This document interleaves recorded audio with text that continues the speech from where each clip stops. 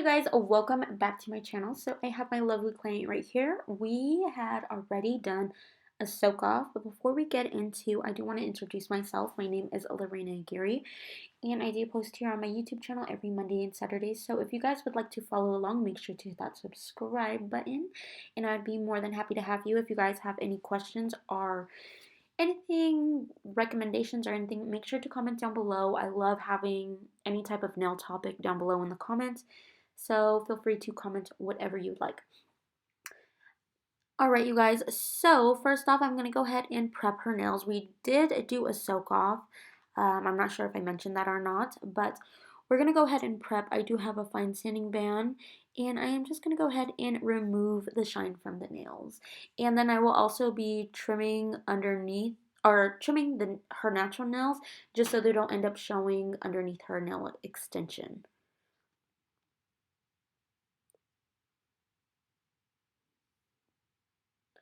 And right here, I am actually taking my e-file and I'm taking it to round out the edges and soften it and make it a little bit shorter.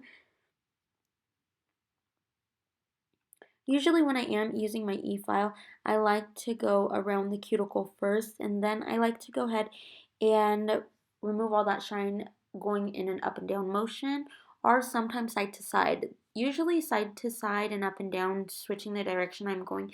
It does really help if my client does have ridges in her nails naturally.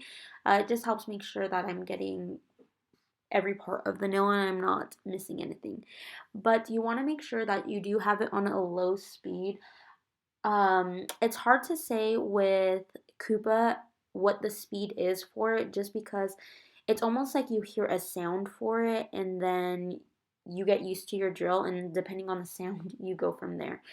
Using the Kiara Sky drill, I am able to tell you the RPMs that I do keep it at. But unfortunately, with the one that I am using, I am unable to do so. But it is on a very, very low speed. It is not a speed that's super low where it's, if you apply too much pressure, it's going to stop. But then again, you don't need a ton of pressure when you are working on the natural nail. You just really need to remove that shine and you'll be good. But don't apply too much pressure, just because you will end up making divots in the nail, and you don't want that, just because it ends up making weak spots in their natural nail. Alright guys, now I'm going to go ahead and go in with my favorite drill bit at the moment. It is this Cuticle Bit, and basically it just is super tiny. It gets all up into the cuticle, making sure it is removing any of that cuticle that is stuck onto the nail bed. And it also kind of helps push them up and out of the way. But before you even do this step, you really want to make sure that you go through and thoroughly push the cuticles back with the cuticle pusher, not the drill bit, the cuticle pusher. And you're just going to want to go ahead and get all that cuticle off. This is great so you're able to have maximum adhesion, just because it does take the cuticle off. And with the cuticle off, it's going to ensure that the nails stay put. Something that I do want to mention is, you seen in the last clip, my client was rubbing her nails after I had prep. That is something you really want to mention to your clients to not do, just because a lot of times they will tend to rub their nails, and a lot of times they come in with a ton of lotion on, or their fingertips are just naturally oily. So just mention to them that you don't want them to do that. And so I wasn't looking when my client had did that. So yeah. But I always try to make sure I am telling them, please don't touch your nails after prep and things like that. Or even if your client has to go to the restroom right now, this is something that has been happening to me quite a bit. It's like right after I prep and I put a tip on, then I've been having clients ask to use the restroom. And something that I do want to touch base on when it comes to that is, if you let your client go to the restroom, then a lot of times all of that prep that, or any of that time that you put into putting any of that prep into their nails and all that, is basically all going to be gone. So you really want to make sure that if they had to use the restroom or anything like that, they use it beforehand. And so usually I will tell my client politely, like, oh wait, we gotta do this first, just because otherwise, and I'll explain to them that otherwise all that prep that we did is going to be gone. So we have to put the acrylic on and all that. and we don't even have to file. They could just go after I put the acrylic on. So a lot of times they are able to hold it. I've never had somebody that wasn't able to, so unfortunately, I mean, that might be the case, knock on wood. I hope that never happens, just because that would be so sad. But just because prep work is so tedious to me, and I really get all up and in there, and it's always usually after I'm prepping. Lately, I feel like I've been getting a lot of people asking to use the restroom right after, but I mean, thankfully, they didn't, it wasn't like an emergency, so I was good. But I mean, sometimes, you know, it is inevitable, but otherwise, I do recommend prepping over again just to remove that shine, just because the oils from the soap and things like that, it is going to make it to where the everything you prepped and stuff, your nail enhancement is going to want to repel that. Now I'm going to go ahead and go in with these square tips. These are great just because you have to do basically little to no filing after you apply them. Lately, what I have been doing is just applying the very corners of that tip, or blending in the corners of the tip, not even the center of the tip I have been doing. I do feel like that cuts a little bit of time, and in all honesty, I don't feel like the center of the tip, for me, I don't feel like that part really even needs to be blended unless I am doing super clear tips. But even in this case, I don't even really feel like it showed through. But then again, I did, later on you'll see that I did end up ombreing that Valentino color in. But the glue that I am using is a KDS glue, and I think eventually I might switch back to a brush glue just because I do feel like I have more control over it. I feel like sometimes using these, I feel like sometimes I'm not able to control how much glue goes on and where the glue goes as well. So that is something that kind of is a little bit stressful. I like to be more in control and be able to have my product where I need it to be. And with that being said, sometimes, like, I feel like with a squeeze tube, I accidentally squeeze it too much and then there's a big old thing of glue on it. I mean, thankfully that didn't happen with this client, but I have had it happen. So brush glue, I think for me, is probably like the best bet. So if you guys see me with brush glue again in the near future, don't be surprised. Alright guys, and then when you are working with clear acrylic and wanting to make it super clear, I recommend doing those nails first and get them out of the way on both hands. Just because a lot of times if you're using a very pigmented color, I feel like it ends up making the monomer very murky, and you don't want that. So now I'm just going to go ahead and go in with this Valentino. This one is in CREME, C-R-E-M-E. I believe that's how you pronounce it. But I'm going to go ahead and tap it into place. The monomer that I was using was from MONTAGE.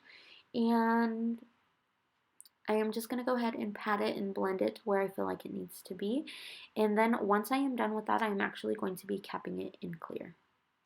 And you could see to the right side of that nail that it is very clear. So what I want to do is blend that down just because I wasn't liking the way it looked with that big old gap.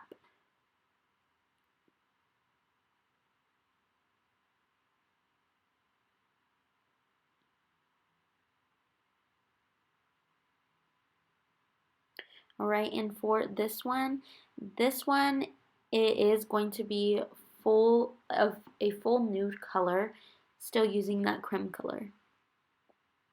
And the brush that I am using is from Kiara Sky. I love me a number 12 brush.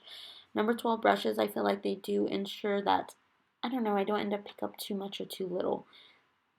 And I feel like it's great. You could do a full set with it, and you could also do a fill with it as well.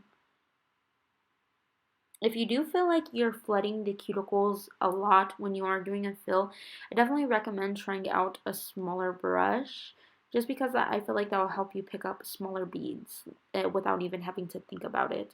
But don't get me wrong, you're able to do the same thing with this one, but it does take a little bit of practice to learn your monomer to acrylic powder ratio. Liquid to powder ratio, sorry. I was trying to find the word to explain that the best way so you guys are able to understand, even if you guys are a beginner nail tech.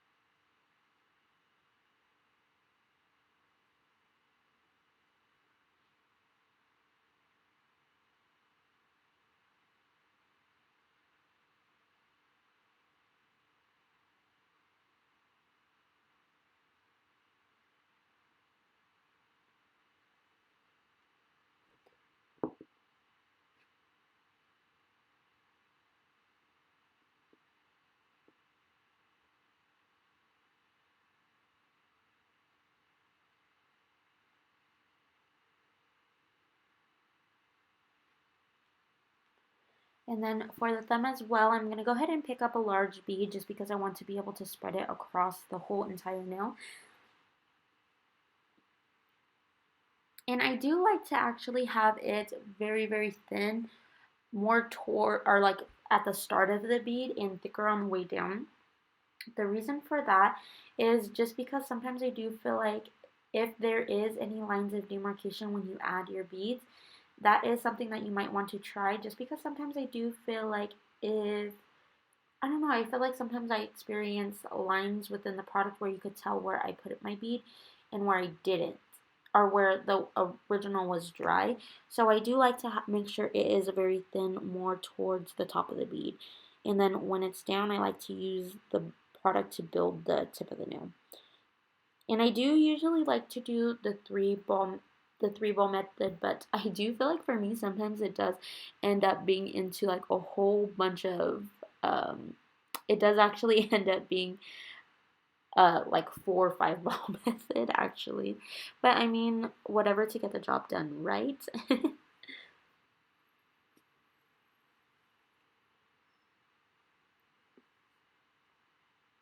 And then something that I do want to mention is I want to make sure that I am keeping the product nice and tight on the sides, and that I'm not bulking up the nail while I'm applying product.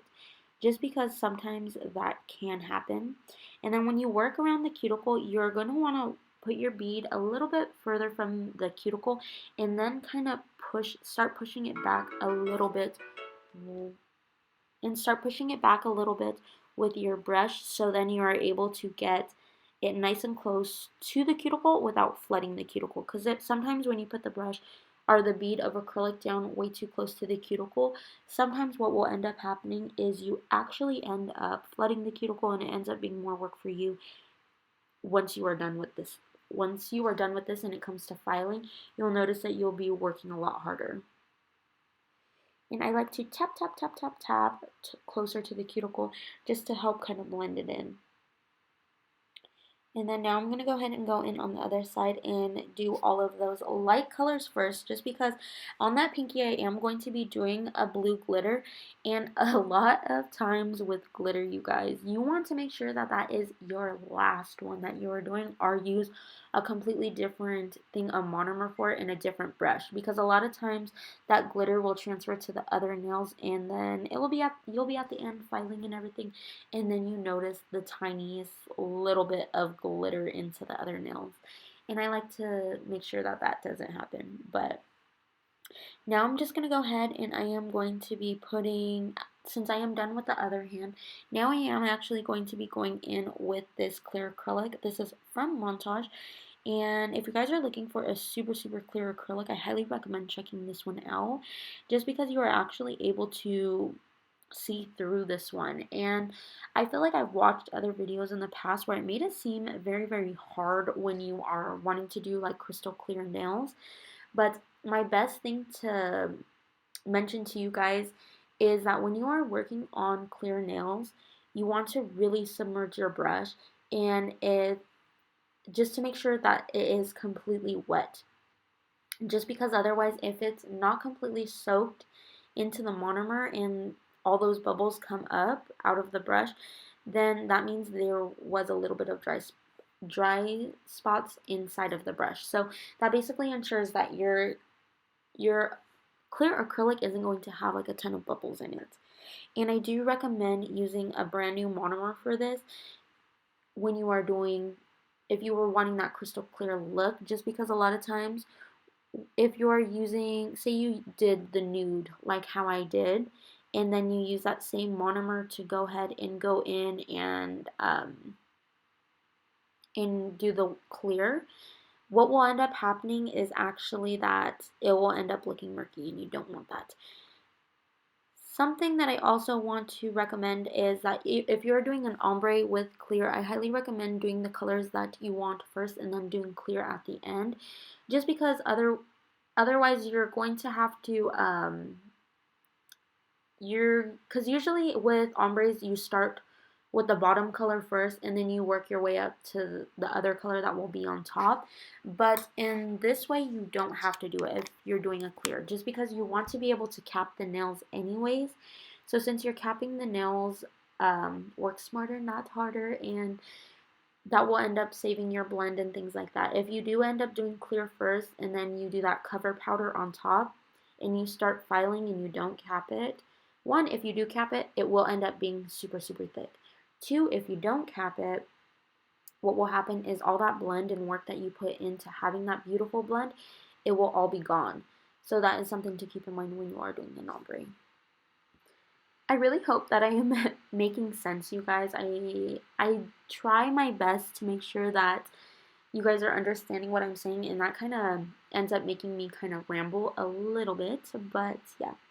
But now I'm going to go ahead and go in and get a clear bead of acrylic, and I'm just going to put this as the base, so just in case later on she is going to want to get a fill and then remove this glitter completely, I don't have to drill all the way down to her acrylic.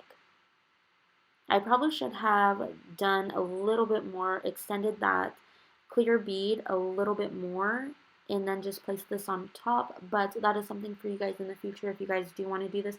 I definitely recommend putting a little bit more clear under there, just so even when you do take this off, you don't end up having to file so much. Just because a lot of the times I do feel like clients, they don't end up actually even wanting to keep the encapsulated stuff, they want it gone. So you end up having to file a ton, or recommending them to get a brand new set.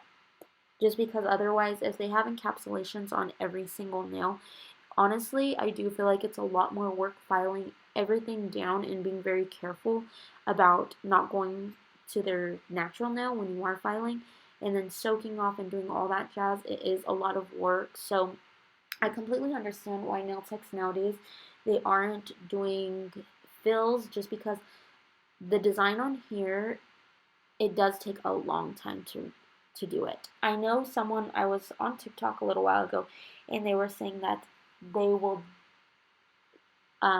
just because there was a video of somebody online saying that like new nail techs, they have all these rules and things that they do and don't do. But in all honesty, I completely understand, just because doing a fill where you have to take all the product down is so much work. I feel like it's a lot more work than even putting a new set on. A new set could be a lot faster than to have to file and then basically build all that product up again and then file and then add your art designs on top of it. So it's a lot.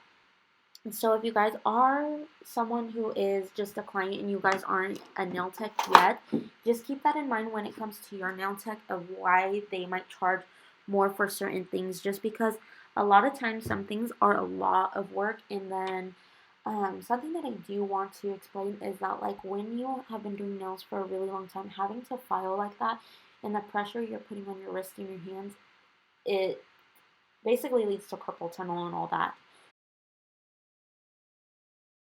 For you guys, and you guys might be wondering why she didn't have a pointer finger on the other hand.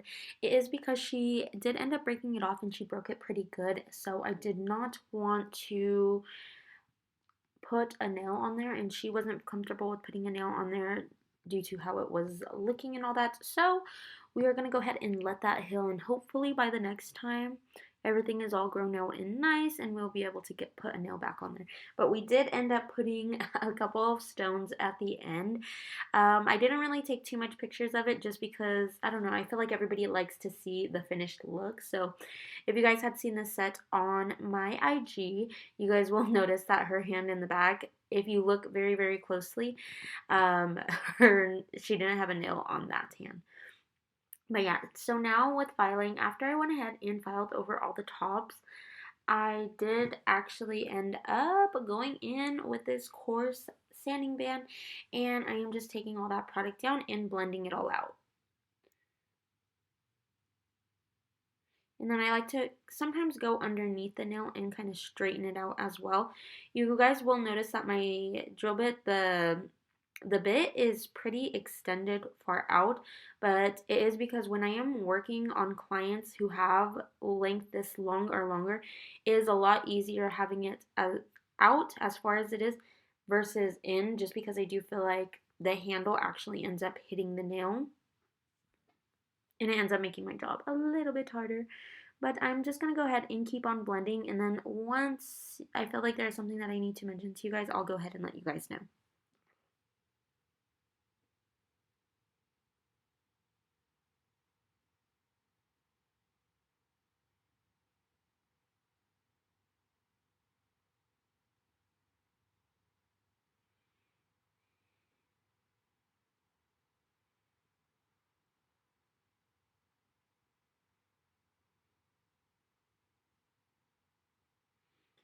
Now I'm going to go ahead and get this cuticle bit, and I am going to be smoothing out her cuticles.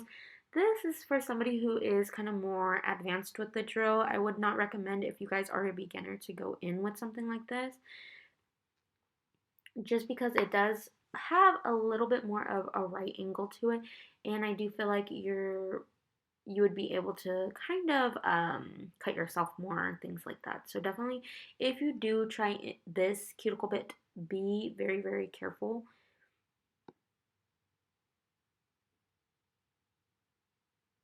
If you guys are unsure about filing and you don't feel like you're super comfortable with it, you are still able to get the same look with a hand file as you are with an e-file. So just keep that in mind. Everybody does not need an e-file, but I do feel like I am able to get in the little nooks and crannies with an e-file, but there is alternative ways. I'm sure if you guys do look up how to file nails with just a file, you guys will be able to get a really, really good tutorial on that, depending on how long the nail tech has been doing nails for.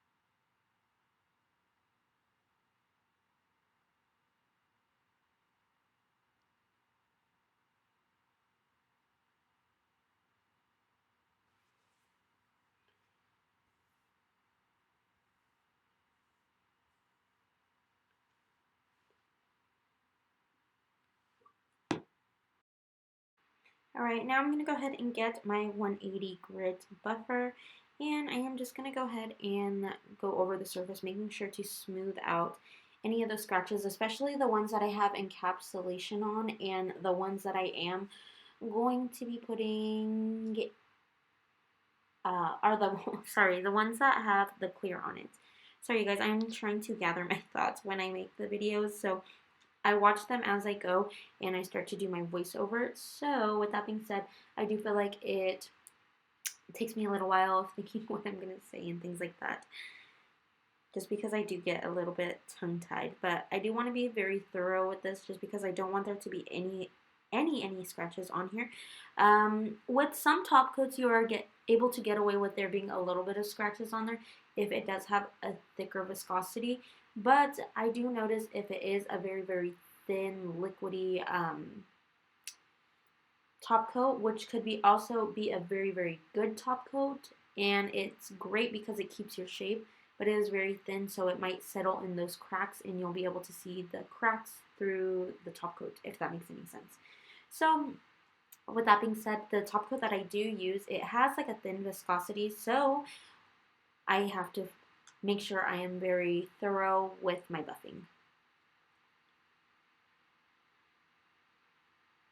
Now I'm going to go ahead and dust her nails off and get rid of all that dust, just because I don't want that to end up being in the top coat. And if there is any acrylic kind of sticking to the sides of the nails, I want to make sure. Alright, now I'm going to go ahead and get my little duster brush out. These are great because you are able to quartz them. It does have like a plastic material, so each client you use them on, you could throw them in your swale bin and then quartz them by the end of the day, which I love that. I would always use the really, really big brushes, the big plastic brushes, to get all of the dust off, but I don't know, in all honesty, I do feel like this one, it gets up in the nooks and crannies a lot more. And I do feel like the other one is a little bit more abrasive on my client's cuticle area. They say that it doesn't hurt, but I feel like with me, whenever I'm trying to scrub out that every little bit of dust, I do feel like with me, I do feel like I'm hurting them.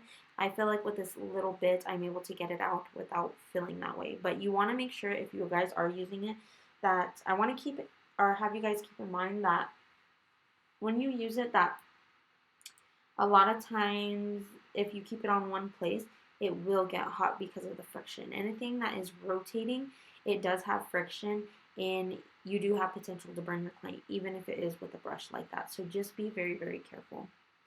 So I went ahead and put a blooming gel down, and now I'm going to go ahead and take my nail art stuff, and I'm just going to go ahead and paint it on however which way I feel like it would look good. And I'm just going to go ahead and detail it. With blooming gel, it is good to kind of keep some space from each line that you put in there. The reason being is because the gel needs to expand into those spaces. Alright, now I'm going to go ahead and get my liner brush, and I'm just going to go ahead and load it up with my blue paint. The paint that I am using is from Colorland Gels, and it is in color 130. So definitely recommend checking them out. They have a ton of cute colors.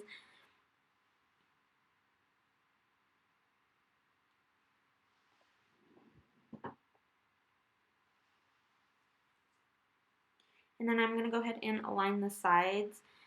I'm not sure what this design is called, but yeah, so I'm just going to go ahead and line them on the sides and then go ahead and fill in the bottom. I also like to fill in the very, very tip of the nail. I feel like it gives more of a polished look.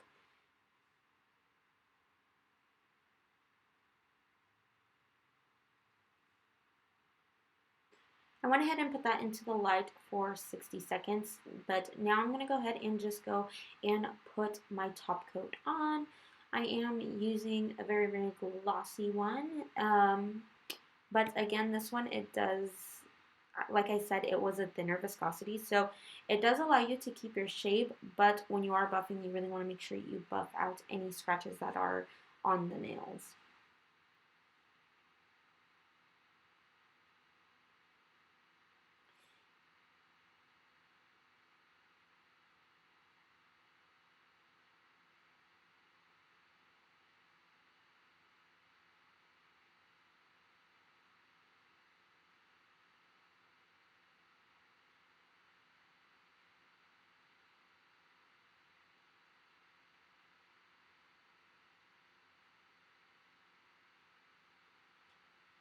Alright, you guys, and I'm going to go ahead and let this cure into the light for 60 seconds. But in just a second, you guys will be able to see the finished product. I hope you guys really enjoyed watching today's video. Please don't forget to like, comment, share, and subscribe to the channel. And comment down below and tell me what you guys would like to see next. Alright, you guys, have a great day, and thank you for watching.